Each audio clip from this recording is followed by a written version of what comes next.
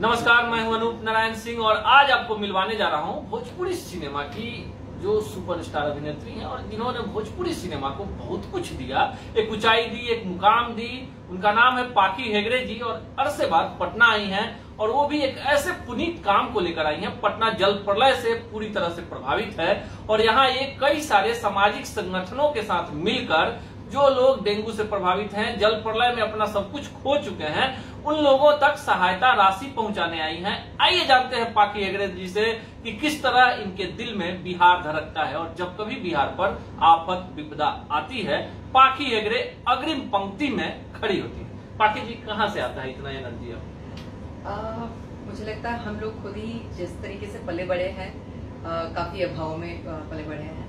मेरे पापा 4th standard में ही नहीं रहे और उसके बाद में घर संभालना और सब लोगों का ध्यान रखना, ये जिम्मेदारियां हम लोगों ने भी निभाई हैं। सो ऑलवेज मुझे ये लगता है कि जो हायर क्लास सोसाइटी के लोग होते हैं उनको चीज़ें प्रोवाइड बहुत जल्दी हो भी जाती है और नहीं भी होती है तो वो समर्थ होते हैं, लेकिन इंसान निहत्ता जब होता है तब वो बहुत हेल्पलेस होता है और उस वक्त जो दिल से दुआ निकलती है अगर, तो मुझे लगता है वो सबसे बड़ी होती है।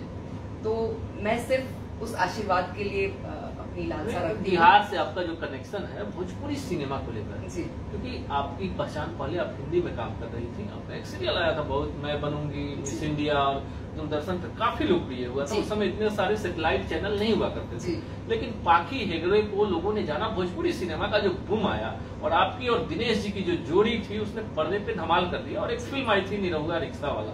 माना जाता है कि भोजपुरी सिनेमा के पूरे व्यापार को, बाजार को इन्होंने चेंज कर दिया था। तो क्या पाखी हेगड़े उस कर्ज को उतार रही है बिहार के लोग? कर्ज उतार रही हूँ ये कहना बहुत ही गलत होगा। मुझे लगता है कि भोजपुरी समाज ने मुझे एक पहचान दी है। मैं पली बड़ी मुंबई में हूँ और मेरा जन्म स्थान कर्नाटका है, लेकिन जब मैं यहाँ पर मूवीज करने आई तो पहली मेरी ये तीसरी ही मूवी थी और तीसरी मूवी में ही मुझे लोगों ने इतना ज़्यादा प्यार दिया कि मैंने कभी वो एक्सपेक्ट ही नहीं किया था एज एन एक्टर कि मैं इतना बड़ा मुकाम और हर घर में, हर दिल में मैं बसूंगी। नो डाउट मुझे लगता है कि लोग जो है वो आपके हार्ट से कनेक्ट होते हैं और मैं उनके हार्ट से कनेक्टेड हूँ। मेड भी बिहार और Karnataka, it is about human kind, एक इंसान के नेचर की बात है। इट्स अबाउट बीइंग ह्यूमन कि आप कितनी आपके अंदर मानवता बची है। मुझे लगता है कि आपका एक इंसान से प्यार होना is serving mankind, serving mankind is serving to God, is what I feel. तो मुझे लगता है कि आपको किसी की भी हेल्प चाहिए और मैं बहुत ज्यादा प्यार करती हूँ, पेट्स हो या बच्चे हो। मुझे लगता है सबसे निष्पाप ये होते हैं जीव और उतने ही निष्पाप लगते हैं जो इंसान अभाव में जीता है, क्योंकि हम अभाव में जिए हैं तो हम उसको फील कर सकते हैं कि उस वक्त इंसान को क्या जरूरत होती है और वो लुक अप टू करता है जिसके पास कुछ होता है कि हमको थोड़ी सी वो मदद उस वक्त मिल जाए। तो मुझे लगता है मैं सिर्फ उस फीलिंग के चलते ये करती हूँ और नो डाउट मैं हमेशा ऋणी रहूंगी भोजपुरी ऑडियंस की कि उन्होंने मुझे इतना प्यार दिया जो मैंने कभी एक्सपेक्ट भी नहीं किया। ठीक है, सब बातें आपकी अच्छी है, बिहार के घर घर में आप जानी पहचानी जाती है। वो माया भोजपुरी सिनेमा का और आप छा गई। आपकी और दिनेश जी की जो जोड़ी थी उसने भोजपुरी सिनेमा को संजीवनी प्रदान की। क्या हुआ कि पाखी जी ने हिंदी सिनेमा की तरफ रुख कर लिया, पंजाबी सिनेमा की तरफ रुख कर लिया, कन्नड़ सिनेमा की तरफ रुख कर लिया और भोजपुरी से धीरे धीरे आप कटने लगी, क्या कारण? मुझे लगता है कि जब हम फिल्में करते थे तो बहुत ज्यादा हम कॉन्क्रीट वक्त देते थे उस वक्त कि फिल्में अच्छी किस तरीके से बनाई जाए और हो, लेकिन मुझे लगता है बहुत सारी चीजें फिर भी पर्टिकुलरली ध्यान नहीं दी जाती थी और उसके अभाव के चलते अच्छी फिल्में बनना थोड़ा सा रेयर हो गया था। और मैं चाहती थी कि आज 60-65 फिल्म करने के बाद आप फिर भी वही रिपीटेड काम करोगे तो उसका मजा नहीं है। और कहीं ना कहीं मुझे महिला प्रधान सब्जेक्ट्स पे काम करना, लड़कियों के इश्यूज और लड़कियों को जिस तरीके से प्रताड़ित कहीं कई जगहों पर किया जाता है, तो मुझे उन सब्जेक्ट्स में ज्यादा इंटरेस्ट आता था। तो मेरे लिए लैंग्वेज कोई बैरियर नहीं है। भोजपुरी में भी वैसी फिल्म आती है तो लोग मुझे अप्रोच करते हैं। वही चीज पंजाबी में मुझे अप्रोच हुई। उस फिल्म का नाम कुदेसन था, उसको इंटरनेशनल लेवल पर अवार्ड मिला, पीटीसी अवार्ड्स में अवार्ड मिला उस फिल्म को, बेस्ट फिल्म। मराठी में भी वैसा ही सब्जेक्ट अप्रोच किया गया, सतनागत, उस फिल्म को भी इंटरनेशनल लेवल पे अवार्ड मिला।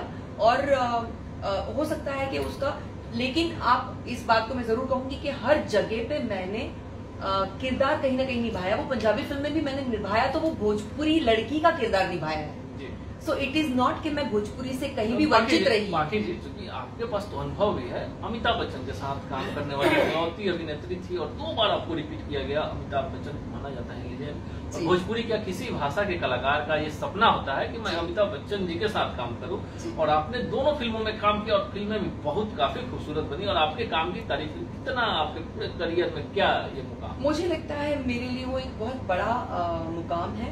अमित जी को मैं देखती थी कि इनको कभी देखने का मौका मिल जाए मैं उसमें खुश हो जाऊंगी। और जहां ये इच्छा रखने वाली लड़की एक प्लेटफॉर्म पे, जहां पर टाइटल रोल गंगा देवी का है, मतलब मेरा टाइटल रोल है और उसमें वो मेरे ससुर जी प्ले कर रहे हैं, जया जी सास प्ले कर रही है, और गुलशन ग्रोवर जी जिनसे आज ही मुलाकात हुई वो विलन के रोल में थे। और बहुत स्ट्रॉन्ग कैरेक्टर, वो सब्जेक्ट भी था महिला आरक्षण पे, कैसे महिलाओं को सीट्स दी जाती है लेकिन महिला आरक्षण के तहत सीट देने के बावजूद भी काम नहीं करने देता है। तो बेसिकली ये उस पे फिल्म थी। और ऑफ कोर्स मैं हमेशा स्ट्रॉन्ग फीमेल ओरिएंटेड कॉन्सेप्ट्स में ज्यादा बिलीव करती हूँ। तो I was very pleased as an actor. जितना मैंने डेडिकेटेड काम देखा है वो मुझे पूरा फीका लगा जब मैंने अमित जी को देखा। Being an legendary actor of that level, उसके बावजूद भी मैंने देखा उनकी जो टाइम की पंक्चुअलिटी, 6 बजे सेट पे आना, टाइम से काम करना, सीन के पहले 10 बार रिहर्सल करना।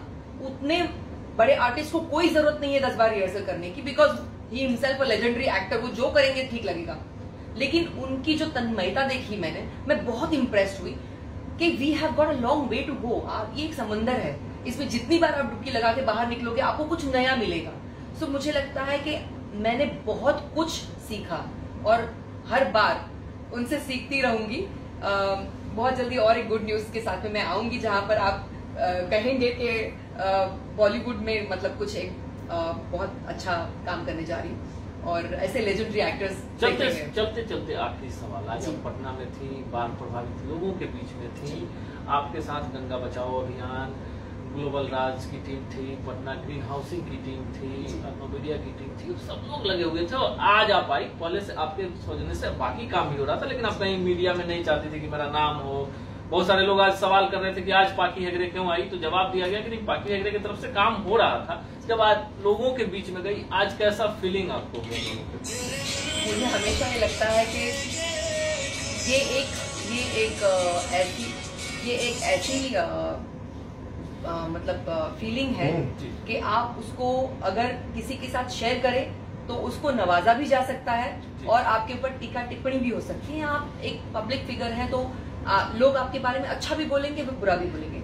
मुझे लगता है अच्छी नीयत से किया हुआ काम वो भगवान तक पहुंचता है और मुझे उसमें ही इंटरेस्ट है, rather than having interest in knowing कि लोग क्या बोल रहे हैं या क्या नहीं बोल रहे हैं। उससे अच्छा है कि हम ये कॉन्सेंट्रेट करें कि आज जिनको जरूरत है हमारी, वो लोग तक हमारी राहत कैसे पहुंचे, और मैं सिर्फ उसी में इंटरेस्टेड हूँ। ये है पाकी हेगड़े जी और इनका साफ मानना है कि सच्ची नियत के साथ समाज सेवा में अगर कोई काम करता है तो उसका समर्थन किया जाना चाहिए। और जो लोग सस्ती लोकप्रियता के लिए समाज सेवा को अपना एक धंधा बनाते हैं, उन लोगों को समाज सेवा से दूर रहना चाहिए। भोजपुरी की बहुत बड़ी अदाकारा है और बहुत जल्द, जैसा कि इन्होंने बताया है कि गुड न्यूज है, तो हम यही आशा करेंगे कि फिर से भोजपुरी में वही इनकी धमाकेदार एंट्री हो और भोजपुरी के दर्शक जो इनसे प्यार करते हैं, इनके जो दर्शकों का इनके प्रति जो आकर्षण है फिर से बरकरार रहे। मिलेंगे किसी अन्य शख्सियत से इसी कार्यक्रम में, इसी चैनल पर। तब तक के लिए दीजिए विदा, नमस्कार।